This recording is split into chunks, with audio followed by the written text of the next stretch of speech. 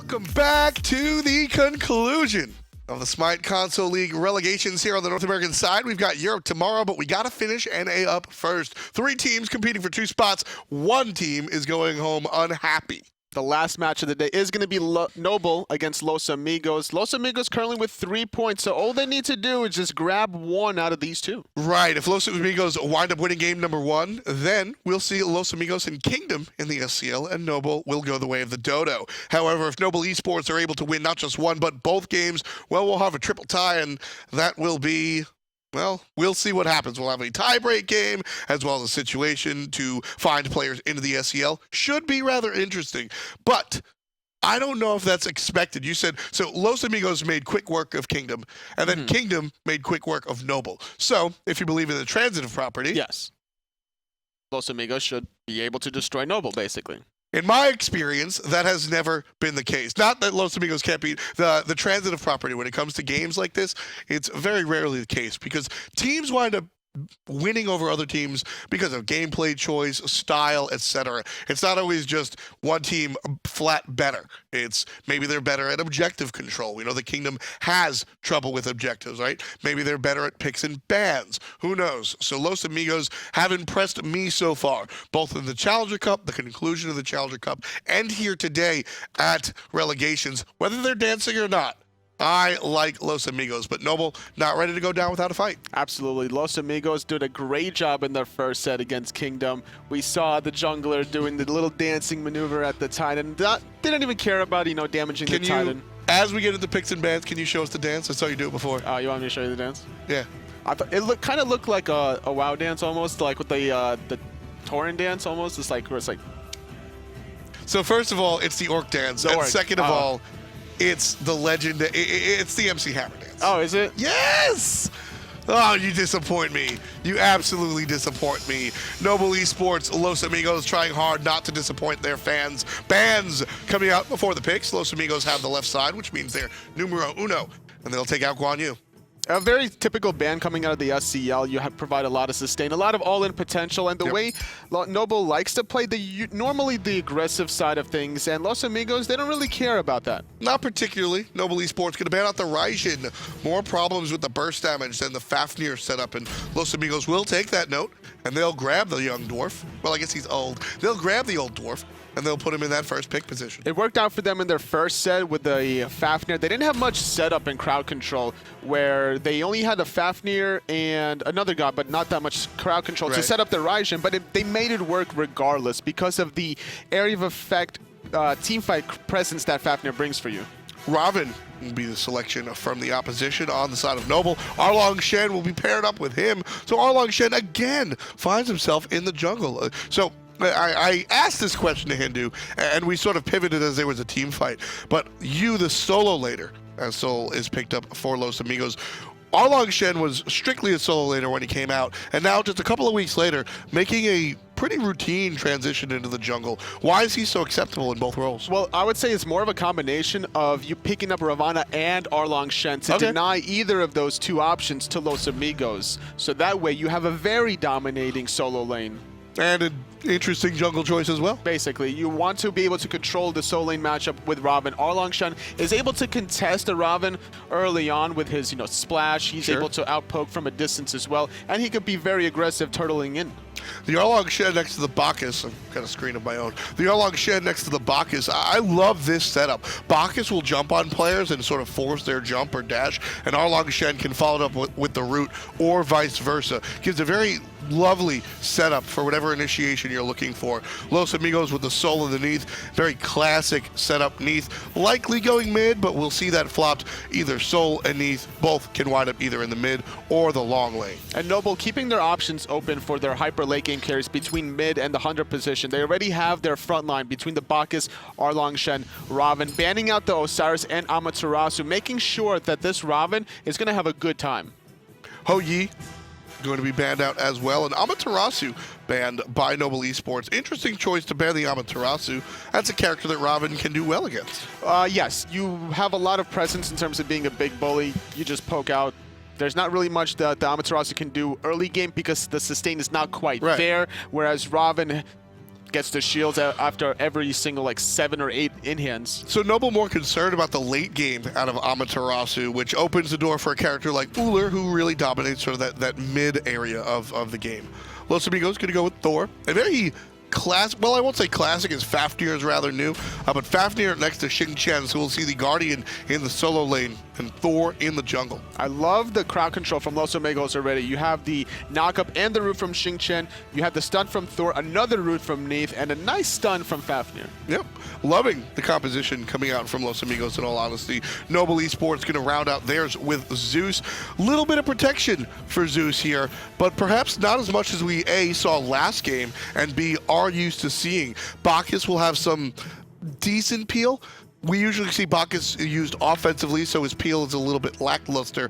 And then Erlong Shen has a knock-up to really help out. Ravana is going to really have to protect the Zeus more than we used to. This is a very aggressive composition out of Noble. Kind of hit or miss, I want to say, to an extent, because a Zeus that's behind is going to stay behind. So you want to be able to pair this Erlong Shen Zeus combination and find those early kills. And Zeus picked into the Thor selection is a very scary and curious choice here. LayersOfDeath, not only in Thor in general does well against Zeus, but LayersOfDeath has a strong Thor. Look at this. It seems that the ward spotted out the 5-man grouping from Los Amigos, instantly belly flopping away was DaleyDale, not wanting to get involved in that mess.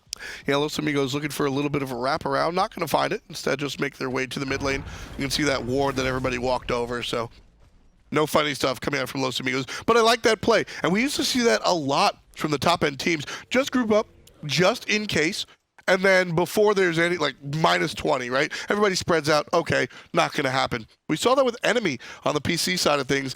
Just last week in our first week of the SPL, Enemy grouped up as 5, just in case, and then got the kill. Yeah.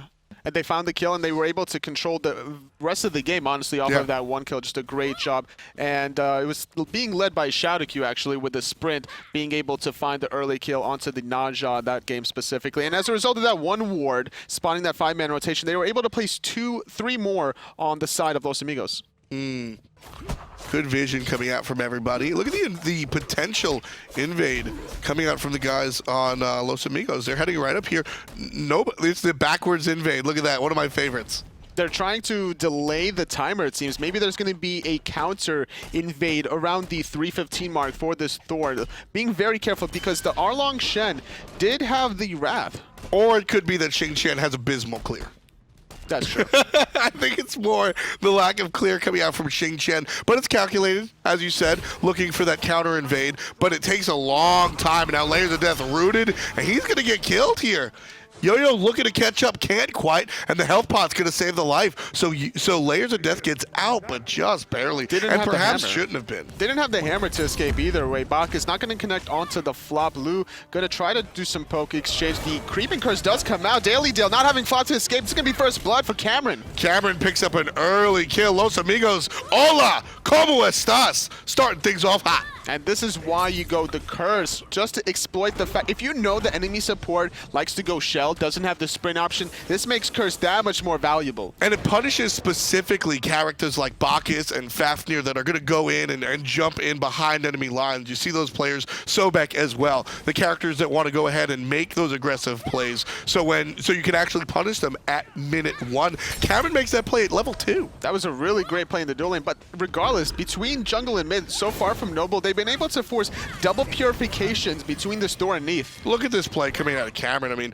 Lou is as seasoned as they come. He's played, honestly, under the Noble banner for years and years. One of my favorite up-and-coming prospects for a long time, never really able to make it up to that big jump like we see him here on the console side of things. And Cameron playing against him like he's just any other Joe Schmo. Doing a great job controlling this duel lane. In the solo lane, however, RedderRippr, he was able to steal the blue buff earlier on and then secures his own blue buff against this early Xing, not able to really do much early on. Yeah, Xing doesn't really, I'll lean on your expertise here. He doesn't really do much early game. A lot of what he comes out of his is the percent damage from his roar, so you need some levels on him. It's well known, some of the characters, right? Amaterasu is famously level 7, level 9. Ravana, clearly level 7, level 8. Where is Xing? It's up to getting the cooldown boots, I would say, or the shoes the Magi, doesn't really matter, and the breastplate of Valor. Once you get that base mana, the cooldowns, you're going to be able to spam those abilities non-stop. The physical defense will allow you to sustain against the Robin, no problem. So it's more about the items for Xing than the actual levels. It's more about the It's gold a combination of both. Right, of course. But more leaning on the side of item dependency, looking for that cooldown reduction.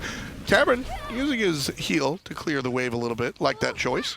Good Playing job. Aggressive. Lou doing a good job juking out the stun hammer from Kenshin. That could have been a lot of poke and maybe even force out a purification if Cameron wanted to commit with the Stellar Burst and Supernova. So despite the first blood going the way of Los Amigos, Noble Esports still find themselves right even with Los Amigos. 500 gold, basically, Noble Esports has been able to get, and that's been off of these repeated right side invades. You can see Yo-Yo coming into the solo lane here, gonna try and bully out Dr. Lil Caves just a little bit, at least forcing the ultimate, but both Speed and Blue go the way of Noble, just like the first time. They're going to try to steal this blue buff. No rotations being made by Los Amigos. Thor is coming around the corner. His ultimate is available. By the time he gets there, these blue will be down. They don't even recognize it. They're just going for their back rights instead. I think the recognition was made. It was just relinquished. They said, all right, they're going to go get it. Nothing we can do about it. We'll just keep the farm up, because if Thor goes and tries to defend that, and doesn't say, he's getting 0 experience. At least keeping up right now is very important. It seems that Xing used his teleport earlier on because he was getting zoned away from the lane at level 1 actually. There was level 2 on the side of of Noble. They were able to control the speed blue, contest the blue, force Xing to teleport, and now without his ultimate, he wasn't able to defend the second blue respawn as a response. And look at that, RedderRippr just tearing through the tower. Like, this solo lane tower already almost half down. We'll call it a quarter. A little bit safer, but yeah, definitely not having a good time. Dr. Lil Caves in that solo lane. Without the blue buff for the MP5 sustain, this makes any Guardian, especially Xing, just almost useless at this stage. You don't have enough clear off of just one ability. You have to use at least 2 to 3 to find the clear at level 6 Xing, and not having that MP5 hurts. So where is Xing just completely out of it without that blue buff? No, once he gets into team fights in the mid to late game, he's going to be able to find the knockup, find the roots, set up even more cooldowns for the rest of his team. It just depends on how aggressive Noble really wants to lean on this solo lane. Los Amigos have to recognize this weakness and then look for maybe plays in the dual lane instead. Exactly, and I love the commitment from Noble Esports to their invades and the Gold Fury here. We're seeing this one come out. Heavy commitment. Los Amigos nowhere. That one's going to go down for free. And honestly, so free objectives like that usually come out of pressure, whether it's pressure in the mid lane, pressure in the dual lane. We see a little bit of pressure over there from Noble on the mid side, but Los Amigos have the pressure on the left. How did that Gold Fury just be wide open like that? To me, it just looks like a lack of vision. It just seemed like it was basically a combination of the vision that was just placed now by Los Amigos. It wasn't there previously. On top of that, great recognition from Noble. They spotted out that Los Amigos were a little bit out of position because they had to back. Yo-Yo using the Mink to avoid the damage out of the Soul, but the Neith ultimate will send the jungler walking in the other direction. There's a Soul pop-up, and Yo-Yo in some trouble. The 1v2.5, honestly, going the way of Cameron. Just going to be able to disengage. Soul doing a good job holding forward. Dr. L going to use the ultimate, but a nice overhead kick, not able to connect. And the damage just piling into Xing. Level 8 to level 10, comparatively speaking, to the Ravens. So RedderRippr certainly getting his way. In the solo lane, Raven's going to use his ultimate. He's going to connect onto Dr. L. He has nowhere to go, but the body blocks of the minions going to keep him alive for just a little bit longer. Looking for the root is going to be Raven. Can't find it. Hot plays coming out of Dr. L. And just escaping. He's still 2 levels behind. Speed buff has respawned for Los Amigos. It seems that Noble, they want to keep the pressure up in the solo lane jungle side. Yeah, the Noble, and this is the game plan that we saw going up against Kingdom in game number 1. Noble played very aggressive. They were invading the entire time, and it was up to Kingdom to adapt and adjust. Here, Noble even dropping the Zeus ultimate. Los Amigos comes in. Dr. Lil Cave's going to get shut down. Thor ultimate not on the mark. The damage not done to Noble either. No ultimate available for Dr. L for that team fight. Not having the crowd control immunity on that definitely hurt. And now his response to that death, speed buff going in the way yet again of Noble, and Dr. L constantly falling behind. He's going to be 3 levels behind soon enough. So again, going back to the previous game, because it's very important looking at Noble's game plan here. Noble played the same game against Kingdom in game number 1, even down to the level 1 invade. It went a different way. Kingdom, they didn't find the counter invade, but Noble find the invade on both buffs, and then they get them again. Noble will find the 3rd rotation as well, most likely, judging from the way that Los Amigos plays. How Kingdom were able to get out of this hole was responding as the team started picking up speed sort of towards the mid game. We saw the adjustment being made. So Los Amigos, they're down a little bit, a lot of bit, as the right-hand tower goes down. But how do they transition this into the mid-game like Kingdom did last time? Well, at the moment, with the Zeus being 2 levels ahead of the Neith, being able to control so much space with his ultimate, these invades will just hurt that much more. Michael, Checo forced a backfoot, but the detonate allows yoyoabc to find the easy cleanup. The stun through the wall from Thor was hot, but not successful enough to stop yoyoabc. You can see the stun come out just a little bit too late. And Noble Esports not only dominating the enemy jungle, but also dominating the enemy gods, forcing out the ultimate from the solo lane just to secure the blue buff, and it doesn't even work out. Robin stands there, takes the damage, and literally laughs at Dr. L while he takes the blue buff. The overhead kick immune the ultimate from Xing and found the last bit of damage necessary to confirm the blue buff. That is so unfortunate for the Xing that's already struggling 3 levels behind, no tier 1 tower, his teleport is down as well, and without the breastplate of valor, he doesn't have the cooldowns necessary or the mana to really be a bully. And the mana is the key choice there, especially without that blue buff, just not having that available. The amount of things you can do versus the Ravana going to go way down. Previously, we saw 2 levels separating these players. Now it's 2.5, almost 3, going in the direction of Ravana. And at this point, a level 9 Thor gank on a level 12 Ravana wouldn't even do any justice to alleviate the pressure onto the solo lane. You're just going to force your Neith even in a worse spot because she's level 8 against a level 11 Zeus. Just too much pressure all across the board. Again, Neith versus Zeus, not a matchup that's supposed to go in Zeus's favor, but Yo and the rest of the team have been able to really force these players back on their towers. It seems that Daley wants to be able to find the knockup Zeus lingering right behind him. This is what you want to do between Bacchus, Zeus. Find the knockup, find the damage. Yo-Yo around the corner as well.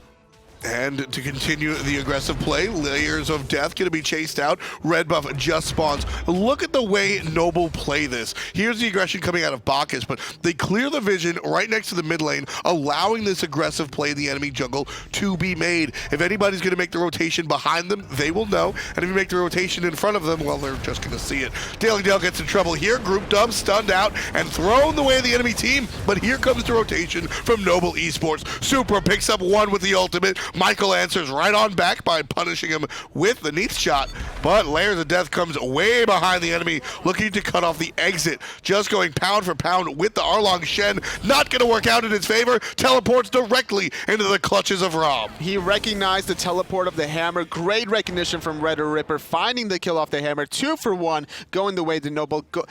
Golfier respawning as well, and I think Wrath might be up for them. Yeah, Noble can take this even without Wrath. This is brought to you by, again, the pressure put into the jungle. Noble have been able to do this for not 2 games in a row, but they showed this in game number 1 of their last set. They're showing it in game number 1 of this current set as well. By keeping up the invasion into the enemy jungle, the enemy never has a chance to really put their best foot forward. And they didn't even commit to the red buff right away. There was more of about a zoning mechanism that they were doing. We had DaleyDale just being able to belly flop the Neith, intoxicate onto 2, just do a little bit of damage, reset. The soul was around the corner, rotations from soul laners happened, but Noble, they were just doing a better job of sticking together and finding the same target. And Noble, like you said, they weren't about the red buff, they were about the fight that time around, and I think that's the adjustment that Noble needed to make earlier on in the last set.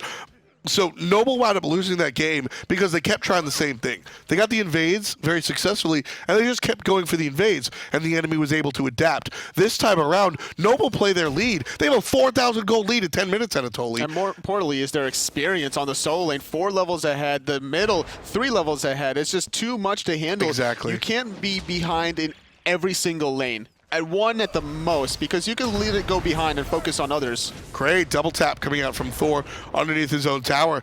But again, Los Amigos just reiterating, down 4K already. Bacchus just waiting. The second somebody from Los Amigos steps too far, they get belly flopped and they get Zeused. And it's all about this root coming from the Erlong Shen, which will set up a nice belly flop from DaleyDale, as well as the chain lightning damage from Supra. So still on the aggression is Noble Esports. The Soul Laner has made his rotation as well, allowing Shen trying to catch up. Good stun going on to Neith. There's a double root, and there's the pressure forward. Everybody from Noble going to surge up here. Up in the sky goes Thor, but he's already lost his mid lane. He comes right on down on top of DaleyDale, punishing the support, but Daley gets his ultimate off first, and down goes Tier 1 tower. Out comes the Zeus ultimate. Out comes the Zeus damage. Down goes one, but RedderRippr answers and gets 2 players, and now a Tier 2 being aggressed on this early. The Xing's teleport just came back online. It wasn't available during that little skirmish. There was a little bit of a miscommunication. If Dr. L was there, his ultimate alone would have created enough of a just a space control, forcing everyone to disengage. That could have been the difference between Michael surviving. Exactly. We see that a lot when the suns come down with Isis ultimate as well. It might not kill anybody, but it just keeps the enemy pretty much off the tower. Xing could have done the same thing. Right now, 13:30 on the clock, and Noble Esports leading this one by 7,000 gold. As we said before coming into this one, relegations is a point system. Los Amigos need to win a single game. Here's my question to Anatoly the player, not the caster. So put on a different hat real quick. At what point do you just hit F6? You don't hit F6 here. You just think about this game currently, because there's still potential to come back up until once you're about 12,000 gold or more behind. That's when you like thinking about the next game. Sure. What do we do? Was our picks a little bit off? Was our rotation sloppy? Were they too aggressive and we didn't respond to it? Which is definitely the answer. That's the case. Yeah, too much aggression coming out from Noble, or if you're rooting for Noble, just the right amount. LayersOfDeath gonna die by his back harpies if he can't find an exit, and he won't be able to. DaleyDale gets the kill before the ultimate even comes out with the basic attack. I'm surprised that he used Purification during the root of Erlong Shen, because he was mid-hammer toss anyway. Yeah. He could have teleported to the hammer. The root doesn't necessarily cripple anyway. Nope. Yeah, a little bit rough here. Very rough game for Los Amigos, a team that we all saw do very well during the end of Challenger Cup and even earlier in the day. But right now, Noble seem to have their number. Down goes the left tower as well, so no towers left in the mid lane. Tier 1 gone on the left and the right, and Noble just still pushing up here on the left-hand side. Only 2 players playing defense. Xing in the right, split push from the Soul in the mid lane. Los Amigos are getting whatever they want. That's what you have to do, though, if you're behind. Look for the split push in middle and right. Give up your Tier 2 towers, because you're going to lose a team fight anyway at this point. True. You're too far behind. 8,000 gold, more experience as well. And Soul is a great god that you want to have split push. She's going to be able to shred through those towers very quickly. Yeah, I mean, Soul, one of the better split pushers. I personally like to lean on gods like Kronos and stuff, but Soul also very safe. When players start to come up, she activates to disapparate and just sort of walks away. This time around, Noble don't really respond. They just allow her to take that Tier 1 tower, but they do back off of the Tier 2 on the left-hand side. Half HP for that one specifically. Golfier respawning in about 30 seconds, and that's exactly where Noble are positioned around. They have great vision around the corner. They spot Thor out of position. Lou's going to find the jump, but not enough range on that axe, despite it being on target. Damage coming out from the hail arrows, but Lou really just chasing Thor away from the Gold Fury. Like you said, Noble going to start that one up, and there is a Wrath available on the Erlong Shen. So this one going to be started, and Los Amigos, they want no part of it. Nobody anywhere near this Gold Fury fight, whether they know it or not. And hey, we've seen this one before. Yeah, not even going to try to use the ultimate this time around. He saw what happened the last time. He just overhead kicked it and stole it anyway, so might as well hold on to it. Thor in a lot of trouble getting picked off. 10-3. Noble Esports now leading by about 8,700 gold. An abysmal deficit for Los Amigos to be looking up towards. Noble, on the other hand, have found their stride, it seems like. It seems like it as well. If you're up 1,000 gold every 2 minutes of the game, that's quite a decent milestone, to put it Yes, lightly. I'd say so. To put it lightly. I'd absolutely say so, but I think this is the Noble Esports that a lot of people knew existed. I've spoken very highly about this team. I think there's a lot of talent on this roster, specifically in the jungle and the duo lane. And we're seeing what Lou can do, 1-0-4 on the Ullr, and Erlong Shen, yoyoabc, 1-0-9, also doing it. But honestly, everybody, I think you got to look at RedderRippr just completely running this short lane, absolutely. And then Super O, the dominance of the Zeus on these invades is just way too strong. It seems that Noble Esports are kind of having a little bit of fun. They recognize they're in a great position.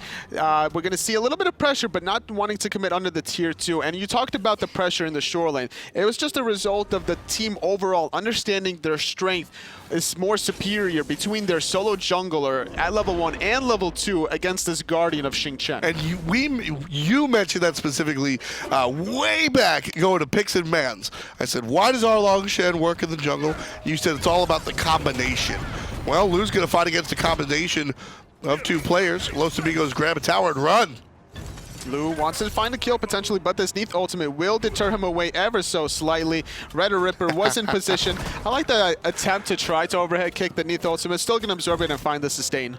Well done for Los Amigos with the old smash and grab. Take out the tier 1 tower and then head for the hills.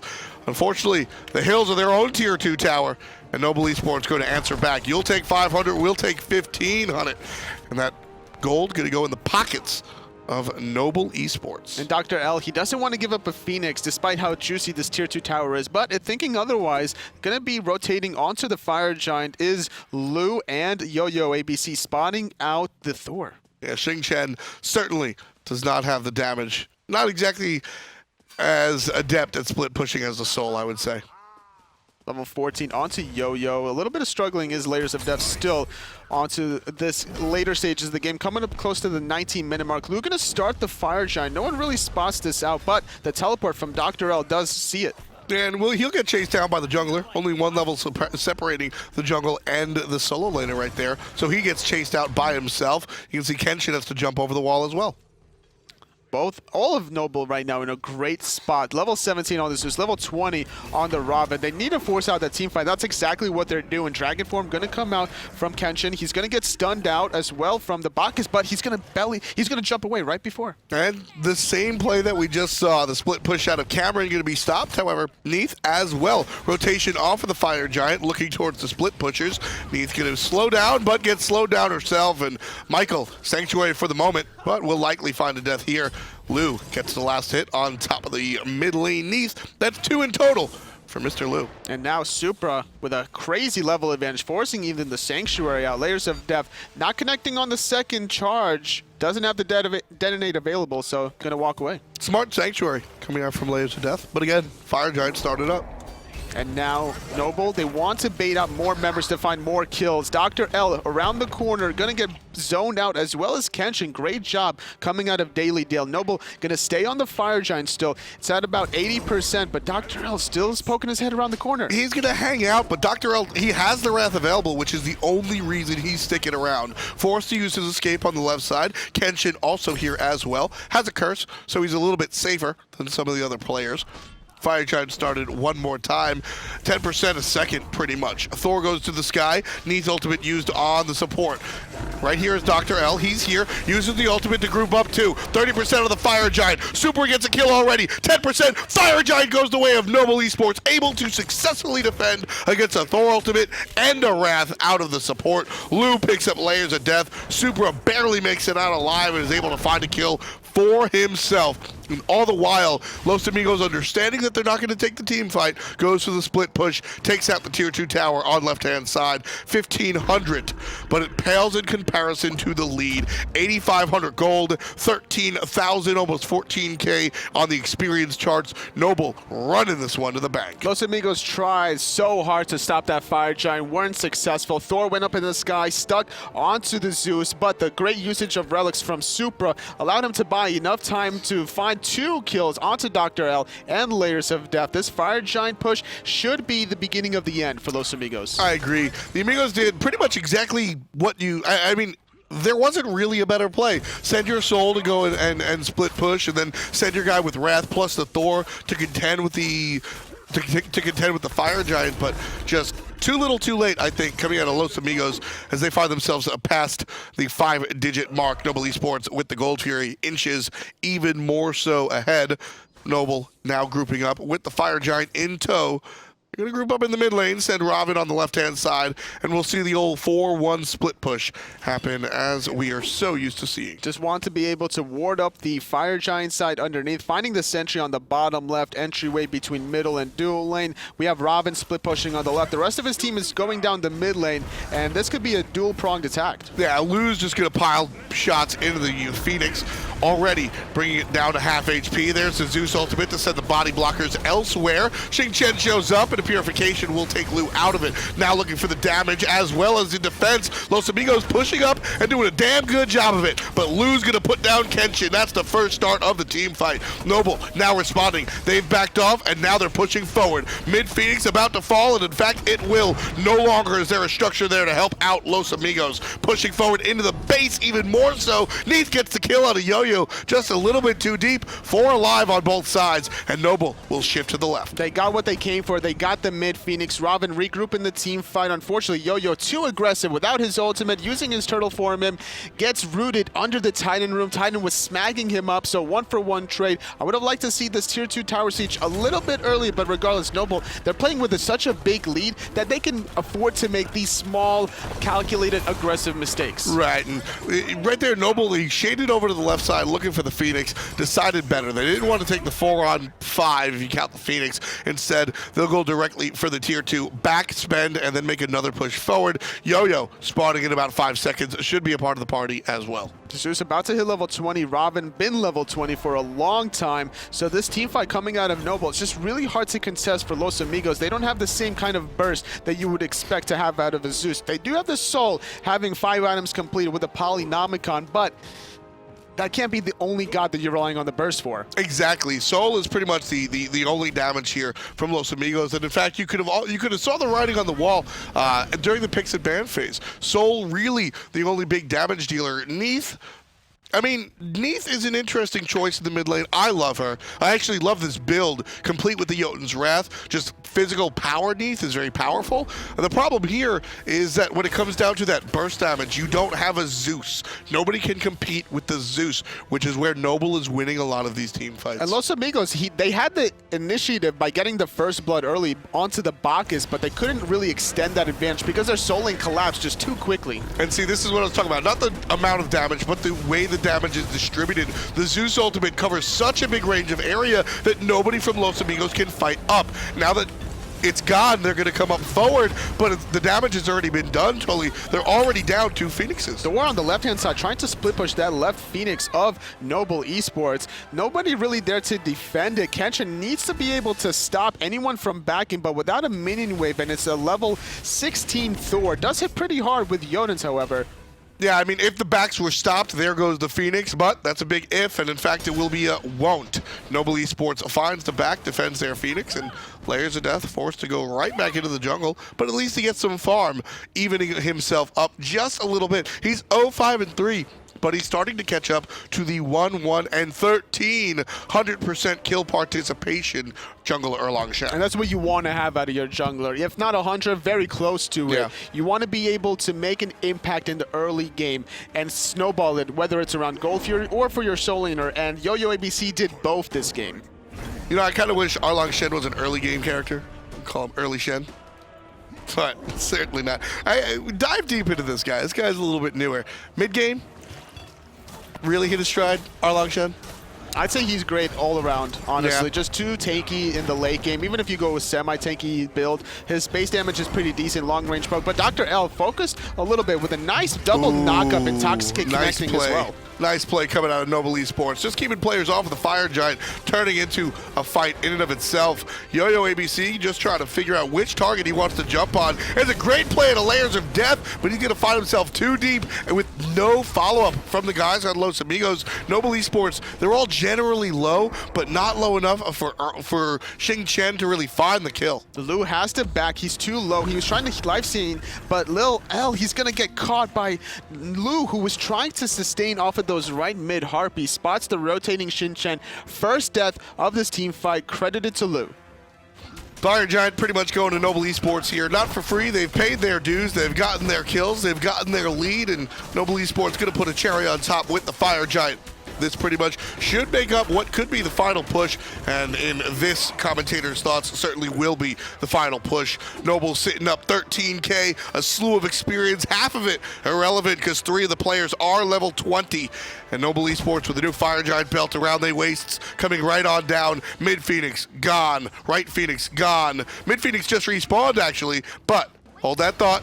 Noble comes down.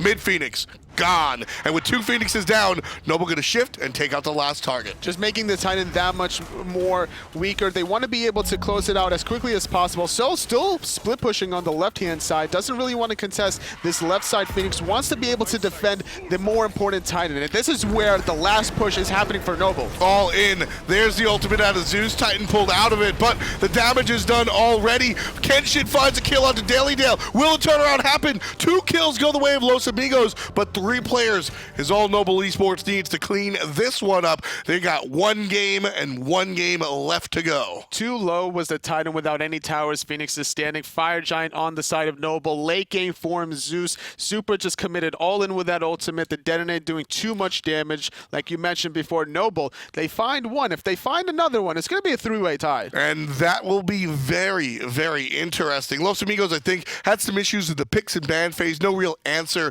to Zeus as far as the return damage. No big area of effect damage on Los Amigos' draft really hurt them there. And because of that, they were unable to really defend the invades that we saw Kingdom bounce back from, because Kingdom had a Vulcan. Once Vulcan damage comes online, those invades, well, you get Vulcan ultimate, you get knocked up, and that's a problem. Neith, single target ultimate, not the same deal. Yeah, what the Xing was exploited really heavily ever since the beginning of the game. They had a nice strategy with the counter invade, go for speed, but the fact that Erlong Shen had the Wrath available meant that they cleared the speed and the blue quicker than their opposition, and they found the level 2, and instead of going straight to the wave, they just denied the enemy from grabbing their own blue, which gave the Ravana consistent pressure in the 1v1 once junglers left. Well, let's keep the tempo.